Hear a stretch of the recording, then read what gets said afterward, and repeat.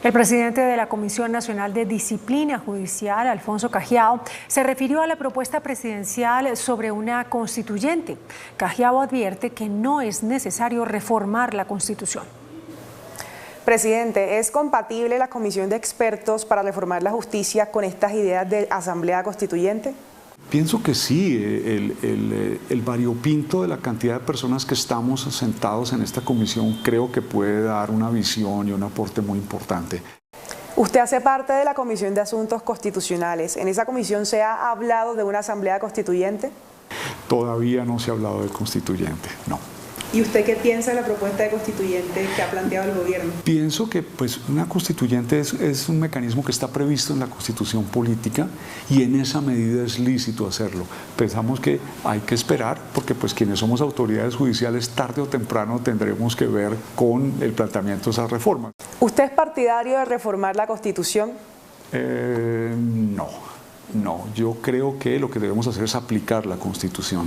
Es un discurso que se ha dado muchísimo. Tuvimos una experiencia en el siglo XIX de un cambio sistemático de una gran cantidad de textos constitucionales que se convirtieron en terminaciones de guerras civiles, pero el planteamiento de la Constitución del 91, de los derechos fundamentales, de la acción de tutela, del acceso a la justicia, de la reivindicación de los débiles, de la protección del Estado, es un discurso que a mi juicio es coherente y el asunto es cumplamos de fondo lo que dice la Constitución. No es necesario cambiar el texto constitucional para que haya mayor cantidad de oportunidades, para que haya empleo, para que haya justicia. Un choque diplomático entre Colombia y Venezuela se registró en las últimas horas.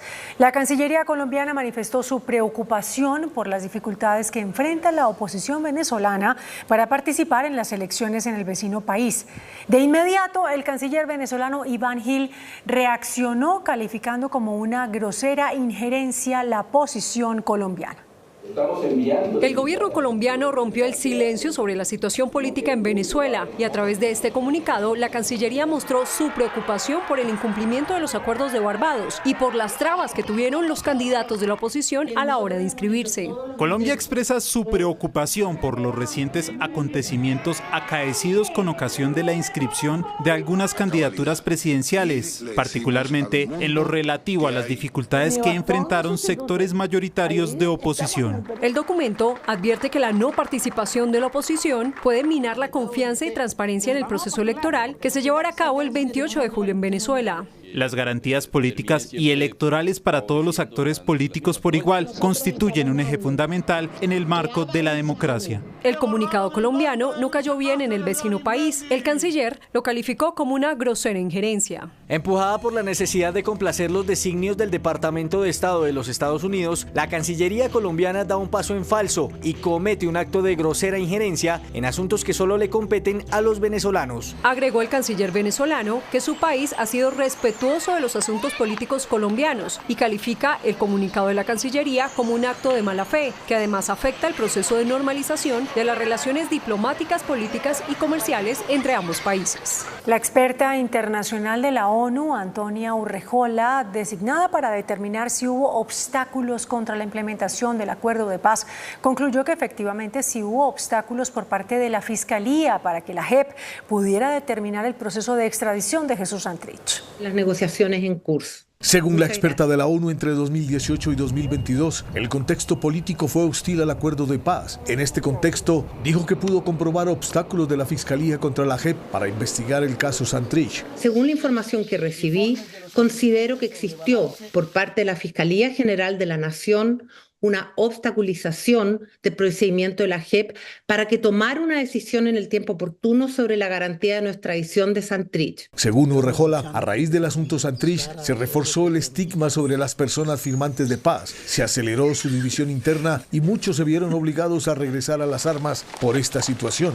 Santrich no era cualquier persona, no era cualquier firmante, fue uno de los negociadores en el acuerdo de paz y por lo tanto sí, de acuerdo a la información que yo recibí además en los territorios, efectivamente sí causó un impacto en términos de la confianza de las personas firmantes del acuerdo. Pero no concluyo, y esto es muy importante, que existió, como dicen en Colombia, un entrampamiento. A mí me parece que el entrampamiento es algo que si bien no es entiendo yo, tampoco en Colombia es un delito en términos jurídicos, pero sí me parece que para poder establecer claramente esa responsabilidad es necesario la investigación penal. Y al gobierno pidió crear una instancia de alto nivel que se encargue de la implementación del acuerdo de paz. La Oficina para la Coordinación de Asuntos Humanitarios OCHA de la ONU reveló que durante los 2 primeros meses del año, por lo menos 30.000 colombianos fueron víctimas del desplazamiento forzado y el confinamiento como consecuencia del conflicto armado. En total, 7.600 personas han sufrido desplazamiento masivo. Estas cifras representan un aumento del 26% en el número de víctimas en relación con el mismo periodo del año 2023. Los pueblos étnicos son quienes han sufrido la mayor afectación en un 65%, 38% los indígenas y 24% los afrocolombianos. Según la Oficina para la Coordinación de Asuntos Humanitarios de la ONU, 200.866 personas han sido víctimas de desplazamiento forzado entre el 2023 y marzo de 2024. Sin embargo, la mayor preocupación de la ONU es el alto grado de confinamiento en enero y febrero de 2024, ya que las cifras reflejan un aumento del 70% frente a las personas confinadas en el mismo periodo en 2023. Los datos aseguran que en estos 2 meses han sido víctimas de confinamiento 22.200 personas. El departamento que más ha registrado confinamiento es Nariño, con 12.000 víctimas, Putumayo con 10.237, Chocó con 6.999, Antioquia 2.462 y el sur de Bolívar con 1.691 personas confinadas. El diputado de Santander, Jesús Ariza, renunció a su cargo tras el polémico video que se conoció en las últimas horas en el que agredía verbalmente a su pareja. Con esta carta de renuncia a su curul y a los cargos de presidente de la Asamblea de Santander y de la Federación Nacional de Diputados, Jesús Alfredo Ariza anunció se retira de la escena política para enfrentarse a la justicia tras ser acusado de violencia intrafamiliar en este video que circuló en redes sociales. Malparida. Pero si está en la calle, está abajo en el salón social, con mi mamá estamos arreglándolo de mañana. Mire, malparida, ¿usted piensa que es que no escuché el carro que se fue? ¿Cuál carro? ¿Y usted en pijama? ¿En pijama? Pese a las imágenes, el diputado asegura es víctima de un montaje. Nunca ha golpeado a una mujer y mucho menos consume drogas. Y se someterá al examen y pruebas necesarias para demostrarlo. Pero esto fue un acto premeditado. Esto fue un acto calculado. El dirigente político del movimiento Cambio Radical aseguró también elevó demandas penales a la Fiscalía, pues afirma a esta historia le falta un pedazo y él tiene las pruebas.